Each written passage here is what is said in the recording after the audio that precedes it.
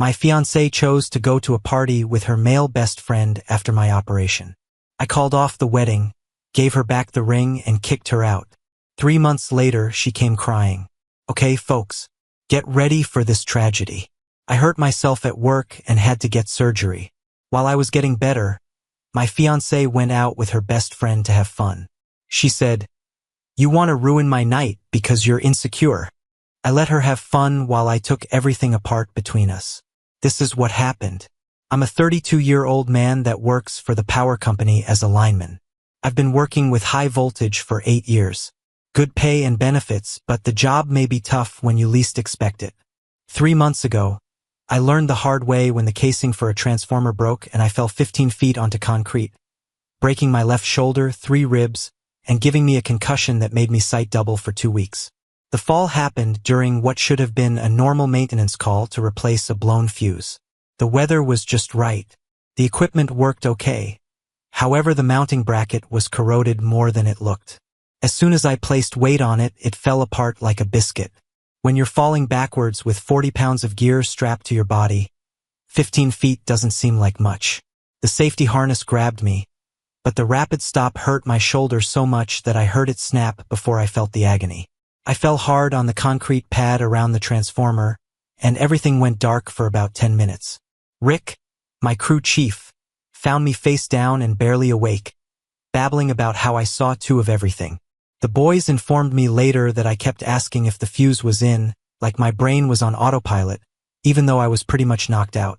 Rick said I looked like I'd been hit by a truck, with blood flowing from my ears and my left arm hanging at a bizarre angle that made everyone sick. The workers' comp forms were a nightmare. 3 separate doctors, 2 insurance adjusters, and a company safety inspector who kept asking if I had followed the right steps. Rick was there for me the whole time, making sure that some desk jockey didn't try to pin worker fault on me. He told me in private that the company had been cutting corners when it came to checking equipment. "You are not responsible for this accident." The paramedics told me that I was lucky the harness worked, else I would have had fractured bones all over. The doctor in the ER was an older man who had seen a lot of construction accidents. He didn't hold back. He looked at the x-rays and exclaimed, "Your shoulder's basically hamburger. We're talking about reconstructive surgery, months of physical therapy, and you might never get full range of motion back." The surgery took 4 hours. They had to rebuild the socket with pins and screws. And when I woke up, my whole upper body felt like it had been taken apart and reassembled by someone who'd lost the instruction manual. I'd been with my now ex-fiancée Roxy, 29, female, for 4 years, engaged for 8 months.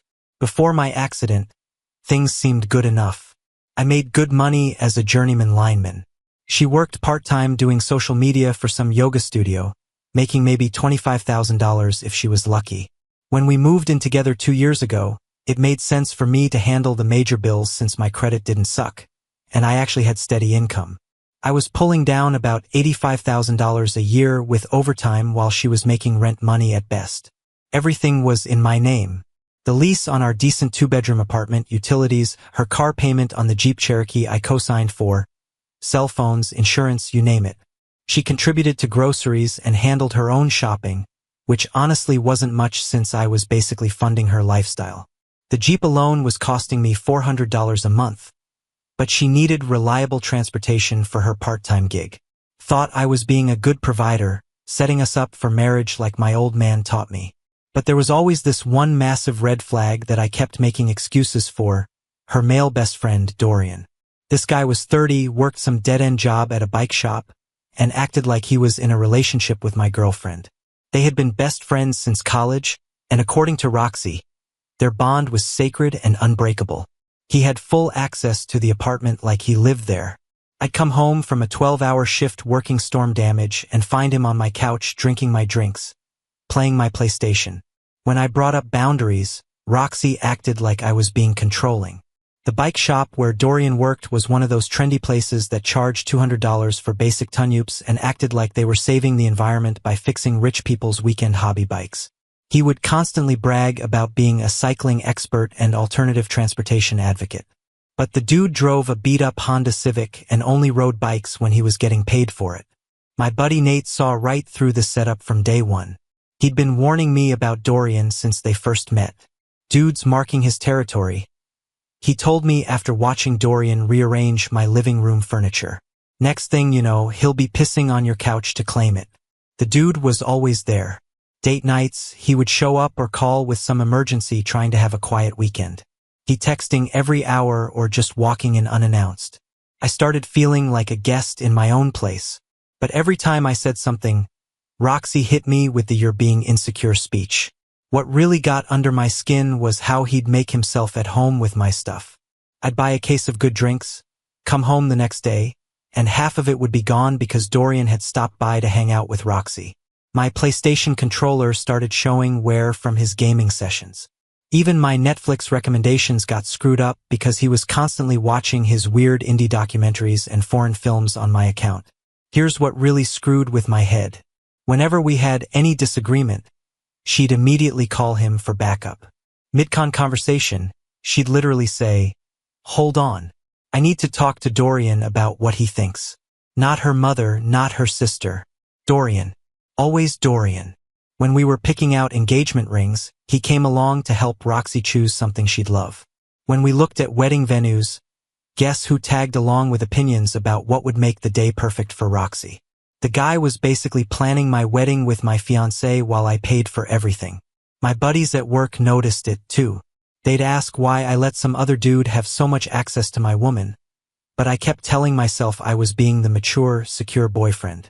Rick would just shake his head and say, "Brother, you're being way too cool about this situation." Nate was more direct about it. "You're paying this chick's bills so she can play house with another dude," he said during one of our poker nights. That's not being That was my first mistake. After my accident, I was about to learn just how wrong I was. 6 weeks post-surgery and I was still pretty messed up. Couldn't lift anything over 10 pounds. Needed help getting dressed and the pain meds made everything foggy. The doctor said full recovery would take 3 to 4 months minimum, possibly longer if I didn't follow orders and rest.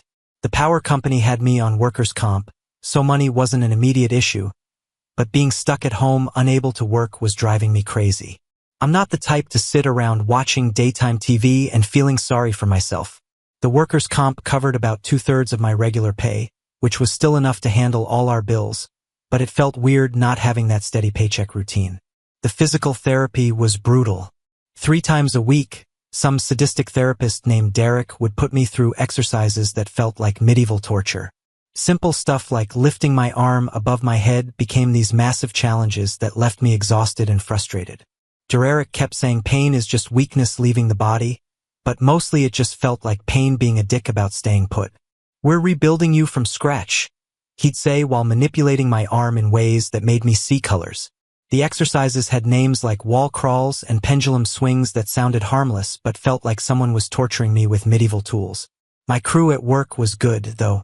They'd rotate stopping by with food, drinks, and updates on who was screwing up what job sites. Rick, my crew chief, brought a case and told me straight up, "Take your time, man. We've all seen guys rush back too early and end up twice as messed up. The job will be here when you're ready." But here's where Roxy's true character started showing. Before my accident, she was at least somewhat attentive, made dinner sometimes, watched movies with me, acted like she wanted to be there. But during my recovery, it was like I became this inconvenient burden she had to deal with. She'd complain about having to pick up prescriptions, sigh dramatically when I asked for help with basic stuff like changing bandages, and spent most of her time texting Dorian. Meanwhile, Dorian was over constantly, supposedly helping, but really just hanging out while I sat there like a broken spectator in my own life. The prescription runs became this huge drama every time. She'd act like driving to CVS was some massive inconvenience, even though she barely worked and had nothing else going on. I have to go all the way across town.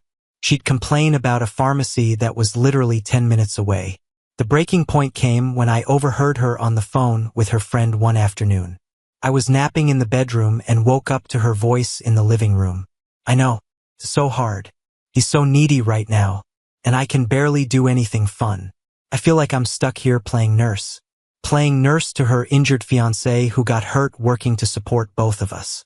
She was treating my recovery like babysitting a difficult child instead of caring for the man she was supposed to marry. That's when my buddy Nate started coming around more. Dude, he said one afternoon while Roxy was out running errands. Your girlfriend's treating you like a freaking houseplant. At least plants get watered regularly. Nate's the kind of friend who will tell you your haircut looks stupid and help you move a couch on the same day. He'd been watching the Dorian situation from the beginning, making comments I'd ignored because I thought I was being mature. Now, with me laid up and Roxy showing her true colors, Nate wasn't holding back anymore. The real game changer came 3 weeks into my recovery when my big sister Haley showed up unannounced. She lives in Denver, works in tech sales, and apparently Nate had called her when he realized how bad things were getting. "Holy, you look terrible," was the first thing she said, walking into our apartment like she owned the place. Dorian was there naturally playing my PlayStation while I struggled to open a water bottle one-handed. Haley took one look at the situation and her expression went dark. Haley's got this presence that makes grown men in boardrooms second-guess themselves. And seeing her unleash that energy on Dorian was like watching a shark notice blood in the water. "Let me get this straight," she said, dropping her suitcase and staring Dorian down. "My brother is 6 weeks out from surgery, can barely use his left arm, and you're here playing video games?" Dorian mumbled something about helping out, but Haley wasn't having it. Helping out by occupying his gaming system and drinking his stuff. That's not helping. That's freeloading with extra steps. When Roxy walked in an hour later, Haley was in the kitchen making actual food while I sat at the table actually being taken care of properly for the first time in weeks. "Oh," Roxy said, clearly not expecting to see Haley. "I didn't know you were coming." "Yeah, funny how that works," Haley replied without looking up from the stove.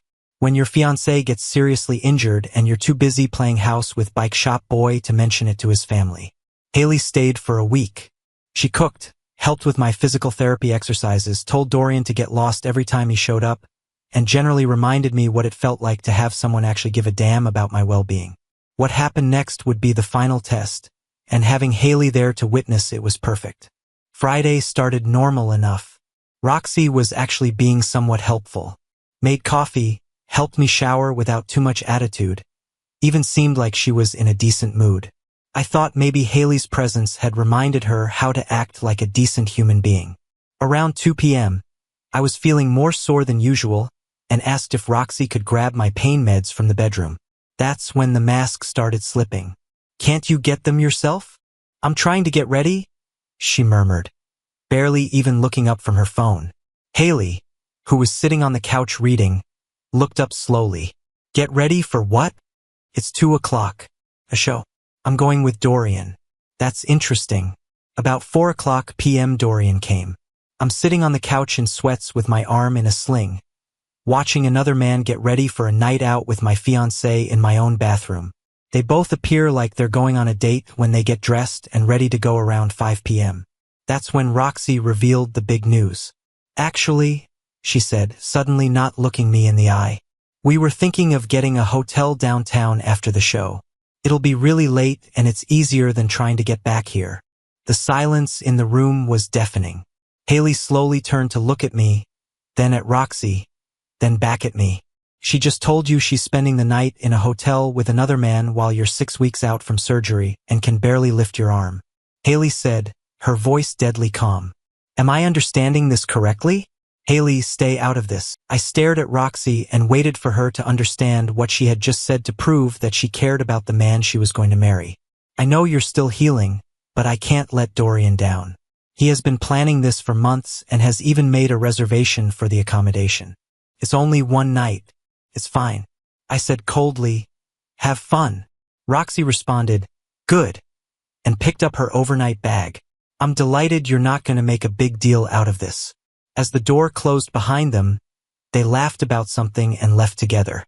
Haley looked at the closed door for a long time before turning to me. She stated that was the most rude thing she had ever seen. "Please tell me you're not going to sit down and worry about Haley. I've got this." I was looking at the engagement ring she left behind because it didn't go with her clothing. Then I grinned. Things were about to change. And for the first time in months, I was ready for it. 30 minutes later, Nate came and saw Haley's face. He knew right away that things were about to get real. He He told me that my sister looked like she was about to kill someone. I guess Princess finally showed who she really is. Dorian is staying in a motel with her for the night, and Milo can hardly move his arm. Haley said it straightforward. Yes, I do want to kill someone. Nate smiled like it was Christmas morning. At last. I've been looking forward to this talk for months. I like you, Haley. Now we both feel the same way. How quickly can we get rid of this cheating? I never loved my sister more than I did then. We began with paperwork. Haley compiled lists and pulled receipts while Nate took pictures of everything in the place. I write down everything. So, we have the dates and amounts of money spent on almost every big item in the house. Holy, Nate murmured as he looked through the receipts. You bought everything in this store. What did the princess add? Her charisma that sparkles. Haley said that most of the complaints were about STDs, which made Nate snort. Haley was so ruthless that even Nate was impressed. She had worked in corporate sales for years and knew how to ruin someone's life with paperwork and phone calls. It was like seeing a great craftsman utilize the right tool for every project. I began with the passwords. All of it, Netflix, Hulu, Spotify, Amazon Prime. Haley changed everything for me. Streaming services, social media accounts, online banking, and even the Wi-Fi password. Nate and I worked on the tangible things while she worked on the digital scorched earth campaign. The significant change was the lease on the unit. I had choices because it was only in my name. Nate took out his phone and called his cousin Danny, who worked in property management. Yes, I need you to explain how to evict a tenant to me. If someone wished to get rid of an unlawful occupant, the talk was helpful. It turned out that Roxy wasn't on the lease and hadn't established legal tenancy. She didn't have any official mail or utility bills in her name, so she was effectively a guest who had overstayed her welcome. Haley went over the eviction notice we had written and stated, "This is a work of art. Professional, thorough, and absolutely devastating. She's going to lose her mind." The real masterpiece was canceling the wedding. Haley took charge of this, utilizing her business skills to talk to vendors. She said after an hour of phone calls that I had explained the matter in a professional way. Most of them were surprisingly kind. It looks like brides leaving grooms who are hurt isn't often enough to be jaded about. We were able to get back over $18,000 in deposits and fees. Haley wrote down everything she needed for the demand letter she was already writing. The place was surprisingly okay with that. The manager actually said, "Son, I've been doing this for 20 years, and I can spot a disaster wedding from a mile away. You dodging this bullet is probably the best thing that could happen to you." Nate helped me pack everything that was mine, while Haley coordinated like a general planning a military campaign. Nate found it on the dresser and exclaimed, "Oh, look, she left her engagement ring. Guess it didn't go with her hotel outfit." "Pack it," I answered. "That's going back, along with a bill for everything else." Nate put all of Roxy's things in the car as Haley contacted a locksmith. Haley commented, "This is the most fun I've had since college," as we tried out the new locks. But she had one more surprise that shocked me. She showed us her laptop screen and stated, "I took the liberty of documenting Dorian's bike shop employment through public records. He makes roughly $28,000 a year and has 2 kids with 2 different women. He doesn't pay child support for either of them." "How the hell did you learn that?" Nate asked. "Facebook, LinkedIn, some creative Googling, and records from the courtroom. The person your girlfriend loves is a deadbeat dad who can't keep a job. When reality sets in, this should be interesting." The information about child support was really helpful. 2 different family court instances, each indicating that Dorian was always late with payments. One of the baby mothers had even made public accusations about him on social media. Haley had already set up for me to stay at my parents' house while everything got sorted out. "Do you want to know what the finest part is?" Haley remarked this as we took my things out. She believes she won. She had her night with Dorian. Shows that she could accomplish anything she wanted. Now she gets to see what life is like when she has to pay for it herself. Nate lifted his drink. To Haley, the sister I never had but always desired. Haley said, "To Milo for finally standing up for himself. We were in the front row for the real fireworks show. It was really peaceful on Saturday. Haley put off her trip so she could see the fireworks. We spent the day at my parents' house eating Mom's food and getting ready for what we all knew was about to happen. My folks were unexpectedly okay with the whole thing. Dad said it was time, and Mom started getting the guest room ready for me like I was returning home from college. They had never really loved Roxy, even if they had been nice about it. The explosion started on Sunday afternoon, and it was everything we had hoped for and more. The first communication was sent at about 1:00 p.m. Mo. I'm back at the apartment and I can't get in. Did you change the locks? My phone isn't working. What's going on? Call me. Oh, this is just the appetizer, Haley replied as she opened a drink around 1:30 p.m. Wait until she realizes how big this is. An hour later, the tone changed. This isn't funny. I had to borrow Dorian's phone to message you.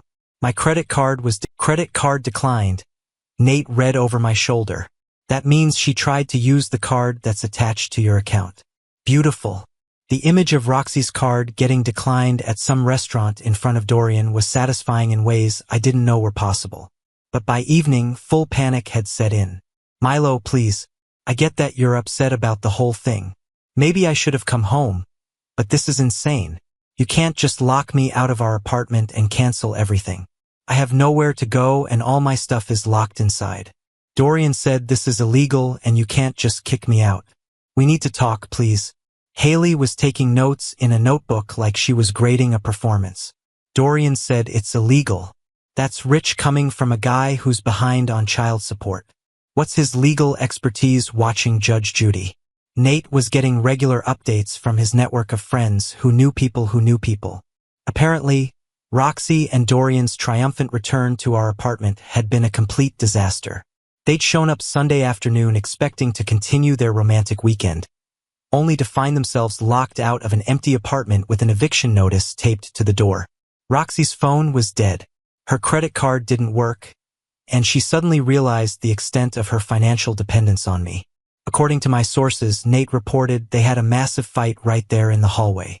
She blamed Dorian for encouraging her to stay at the hotel. He blamed her for ruining a good thing by making you suspicious. And then Haley asked, fully invested in the drama. Then Dorian left her there, just packed up his stuff and drove home, telling her she needed to figure her out because he wasn't getting involved in her housing problems. Haley's laugh was evil. That's poetry. The same guy who'd been all over social media posting about their true friendship couldn't handle one afternoon of actual problems. Monday brought a new player into the drama, Rebecca, Roxy's toxic friend. She sent me a series of nasty texts calling me controlling, manipulative, and psychologically abusive. Haley read them and immediately pulled out her phone. Oh hell no. Nobody talks to my brother like that. Wait, what are you doing? I'm teaching this some manners. Haley's response to Rebecca was surgical. Hi, Rebecca. This is Milo's sister. I was there when your friend abandoned her injured fiancé for a hotel room with another man. Since you seem confused about who the victim is here, let me clarify. It's not the cheater. Maybe focus on helping your friend find a job instead of texting her ex-Zoxo. Rebecca went silent after that, but the drama was just getting started. Thursday evening, I was at my parents' house helping Dad fix their garbage disposal when we heard screaming from the front yard. Through the window, we could see Roxy marching up the driveway like she was leading a one-woman army. M.O., she cried, banging on the front door. I know you're in there. You can't just ruin my life and then run away. Haley opened the door. Oh, look who decided to show up. You bitch. It's all your fault, Roxy said. Be careful what you say, or I'll pull it out of your head.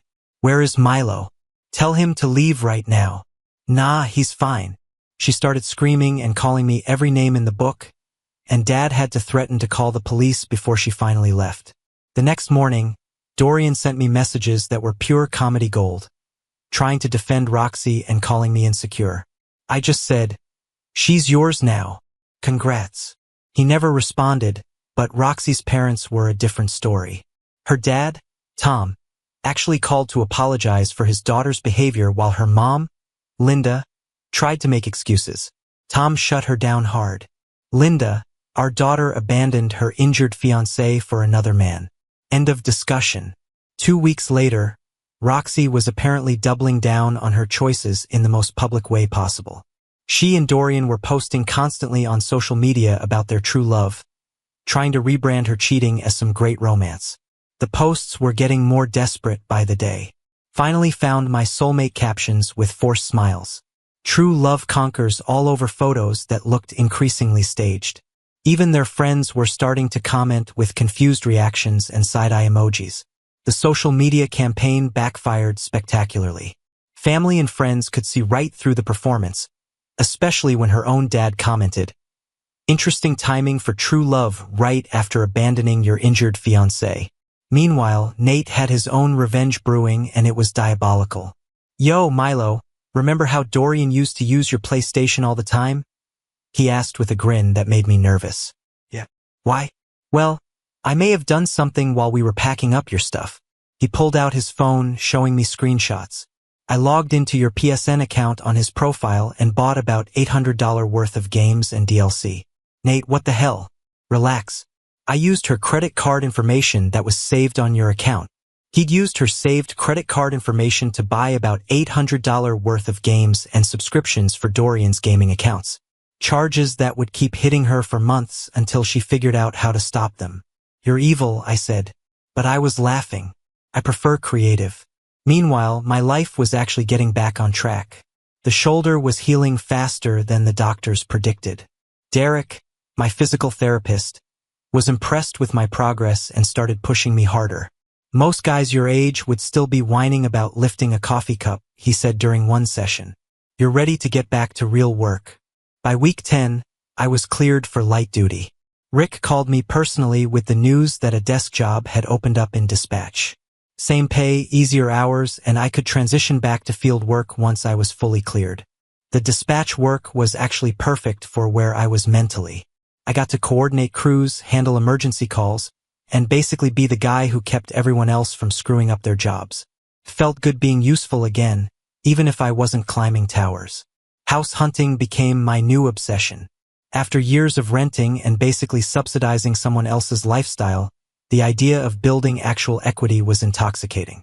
My credit was solid. I had decent savings, and the real estate market was finally showing some properties in my range. It was a 12,200-foot ranch in a decent neighborhood built in the 80s, but well-maintained. 2 bedrooms, garage, small yard, and most importantly, mine. Every payment went towards something I actually owned instead of funding someone else's lifestyle. I mended it in her driveway in about 10 minutes, and she insisted on buying me dinner as thanks. For nearly a month, we went out on casual dates. Nothing serious, just a great person to hang out with that had their own apartment, work, and no desire in causing trouble. We stayed friends even when it inevitably ended. Rick started hinting that I might get a promotion to crew supervisor whenever I was ready to go back to work full-time because things were going so well.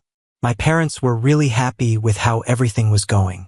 Mom kept sending me casseroles to help me get used to my new home, but she really just wanted to see me happy again. Dad would come by to see how my workshop projects were going and generally be delighted that his son had learned how to be an adult. I was finally able to sleep through the night for the first time in years because I didn't have to worry about other people's problems or relationship stress. The only things that reminded me of the Roxy issue were the occasional updates from friends we both knew. It seems that she and Dorian were having trouble with money, bickering all the time, and their social media presence had gone from desperate to non-existent. Haley told me on one of our Sunday phone chats that Rebecca asked about you last week. Wanted to know if you were seeing anyone. What did Rebecca say to her? That it wasn't her business and that she should probably stop pursuing her ex and deal with her own problems instead. By the 3rd month, life had settled into a nice pattern that I didn't know I needed. Work, house improvements, weekend barbecues with real pals, and no tolerance for anyone. At that moment, the universe decided to remind me that some stories don't have a neat ending. On Tuesday night, she showed up at my new house without warning. Nate was there to help me put in a new garage door opener, and we both heard a tentative knock that didn't sound like the strong woman I used to know. She looked terribly bad, very bad. Her hair was dirty, her clothing were old, and she was standing in a way that made me feel bad for her if I didn't know better. When I opened the door, she said, "Milo, I need to talk to you, please." Nate saw what was going on and remarked, "I'll be in the garage pretending I can't hear this train wreck." Even though things were bad, that made me grin. What she said next shocked me and was exactly what I expected. "I'm pregnant," she stated right away. Without even trying to ease into it, I just looked at her. "Congratulations. Why are you telling me?" That's when she started to cry. It's the ugly, desperate kind that comes from someone whose whole world has fallen apart. "It's Dorian's," she cried. "But he won't. He doesn't want to. He said it's not his problem." Shocking. Nate appeared in the doorway with perfect timing. Did she just say what I think she said? Yeah. The irony was perfect. Dorian, the same guy who'd been posting about their true love and meant-to-be relationship, had immediately bailed the moment real responsibility entered the picture. "Oh, this is rich," Nate said, not even trying to hide his amusement. Then came the part that made my skin crawl. "I know you're angry, but this baby needs a father. Milo, you're a good man. This child might need you to be their dad. This could work for us. I know what I did wrong. Promise." The nerve was amazing. She wanted me to take care of another man's child. The child of the man she picked over me when I was recovering from surgery. I said, "Let me get this straight." And Nate got closer because he could tell something good was about to happen. "You cheated on me with Dorian, got pregnant with his baby, and now that he's left you, you want me to be the father of his child?" She quickly responded it wouldn't be like that. We would be a family. The baby would belong to us. Nate made a noise that sounded like he was choking on his own spit. "Lady, you have some really big balls. I agree with you. She left me for Dorian when I was at my lowest." For months, they wrote about how great their relationship was.